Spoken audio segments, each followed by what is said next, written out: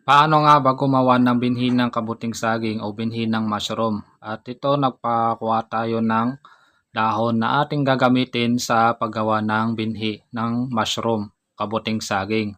Una ay maglagay tayo ng lime, apog at 3 dakot na abono, 4600. At pagkatapos ay ilagay natin yung ating kinuhang dahon ng saging na tuyo. At ibabad natin siya ng 4 na oras. Ilubog natin lamang siya sa tubig para mababad siya ng 4 na oras.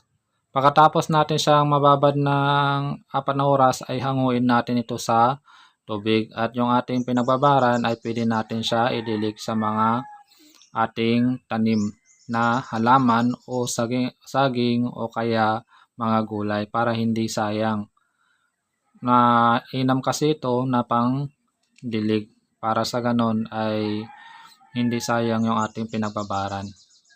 Pagkatapos ay atin siyang tatadtarin ng maliliit na piraso at gumamit kayo ng itak at sa akin naman itong makina na aking binili. Bale 1 taon na rin pala na ginagamit ko ito at napaka ganda naman at maganda pa rin siyang pang tadtad ng mga dahon ng saging.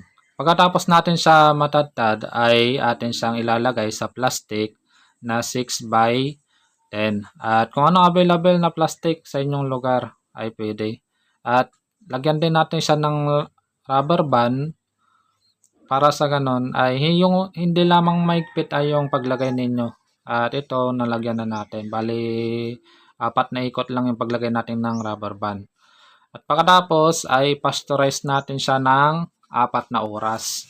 At ito, pinapasteurize natin siya ng 4 na oras. At nasa inyo na kung anong lutuan yung gagamitin ninyo. At kung anong available na lutuan sa inyo, yun yung inyong paglutuan. Kung mayroon din kayong pressure cooker, ay mas maganda rin doon. Doon nyo ilagay. Doon nyo iluto. Lagyan nyo lang ng tubig, tapos ilagay nyo na rin doon yung plastic na mayroong substrate at ipasteurize natin siya ng 30 minutes o kaya 40 minutes. Ganyan. At pagkatapos ay hanguin natin siya sa ating pinaglutuan para palamigin. Kasi hindi siya pwedeng salinan ng mushroom pag hindi pa malamig. Kaya palamigin natin siya, yung mararamdaman natin na hindi na mainit pag hinawakan natin. At pagkatapos ay kumuha tayo ng mushroom, maghanap tayo sa ating mga sagingan. Kung malawak na sagingan ay mayroon kayo o kaya mayroon kayong alam na taniman ng saging, hanapin ninyo yung ganitong mushroom. Kung wala naman, magtanim muna kayo at yung inyong tanim, yun yung pagkukunan. At yung mga natira, kumuha lang tayo ng ilang piraso at yung iba ay ating niluto. At ito, naglagay lang tayo ng PVC neck. Ayan, PVC neck. Pwede naman yung takip ng soft drinks na malalaki. At alisin nyo lamang yon. Yung gilid niya lang yung ititira nyo. Tapos yun na yung ilalagay nyo sa ganyan na pinasteurize natin na substrate. At ang kukunin natin, biniyak natin pala itong mushroom sa gitna. At makikita natin, hinatin natin siya sa dalawa. At yung pinakigitna lang yung ating inilalagay. Bakit yung nasa gitna lang yung ating nilalagay? Kasi ito yung pinaka-sterilize na parte ng mushroom. At wag na rin natin kakalimutan na yung ating gagamitin na cutter ay atin siyang i-disinfect sa pamamagitan ng paghinang sa apoy o pagdaan natin sa apoy para sa ganon ay ma-sterilize yung ating gagamitin. At wag din natin kalimutan na maglagay ng alcohol sa ating mga kamay para maiwasan na magkaroon ng ibang amag o green mold sa ating mga ginagawang binhi ng kabuting saging. Ganyan lamang gumawa ng binhi ng kabuting saging. At yung gitna lang yung ating ilalagay. At kung buo naman na natin ilalagay yan sa apat, yung iba ay pwede naman yung ganon, pero mas marami yung mari-reject at kokonti lang yung pwede. At mas maganda pa rin yung gitna lang yung ating kukunin para mas mataas yung rate ng success ng ating ginawang binhi ng kabuting saging. At ilagay natin sa mga gilid-gilid. Pagkatapos, lagyan din natin siya ng takip na 1/8 na papel. Hatiin natin lang yung buong papel na white at hatiin natin to ng 8. Ayan, 8. 8 piraso.